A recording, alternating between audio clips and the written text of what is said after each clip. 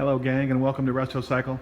We're working on a little project here. We have got this CB500K, a 1971 that we're just tidying up to get to its forever home. We're not really doing a full restoration on this, but we're trying to make it a nice tidy runner that goes and turns and stops and everything as it should, and so that involves a little bit of cleanup.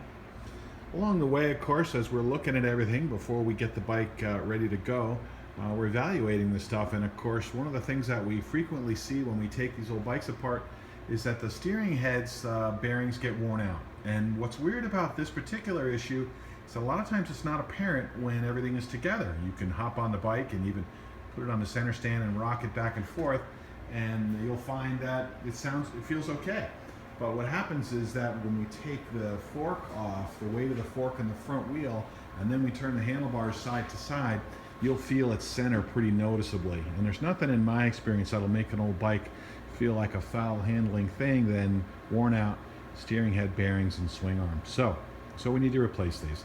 So we've already done the fun of taking it apart and we've knocked out the races, but really wanted to show you something that caught me once before when I was doing a 400 project.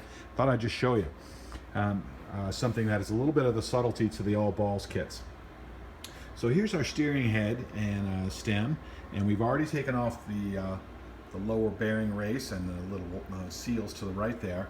And we're using, as most guys end up doing, these all balls kits for these great tapered roller bearings that we're going to replace those stock ball bearings with. So the issue comes in is that the bearing stack, the height of the bearing stack between this tapered roller setup and the setup that was in the bike are different. And all balls actually gives you some instructions, and it tells you, what the important variables are, and to try and help you from not make the mistake that I made one of the first times I did this. So the issue is that you will sometimes need to put a thin washer underneath the lower bearing. And so we're going to show you how to determine whether or not that's necessary.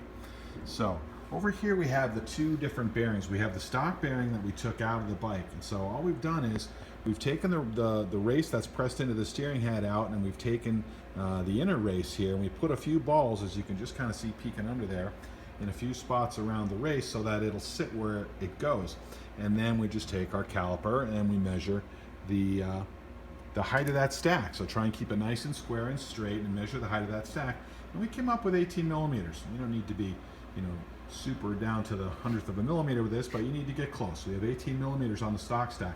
So we did the same thing with the all balls stack, and lo and behold, sure enough, as I discovered the hard way once before, this stack is 15 millimeters. So we do indeed have an issue that the stack height is different, and what's going to happen is if we put a thinner bearing stack in there, the steering stem will pop out too far at the top and things will not fit. You won't be able to tighten the steering head because it'll run out of threads on the stem.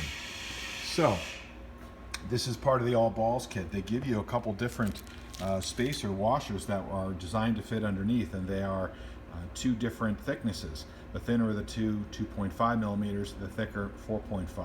And as they explain in their instructions, when we put this together, we're going to use this 2.5. They want it within plus or minus 1 millimeter. It'll be close, and that'll do it.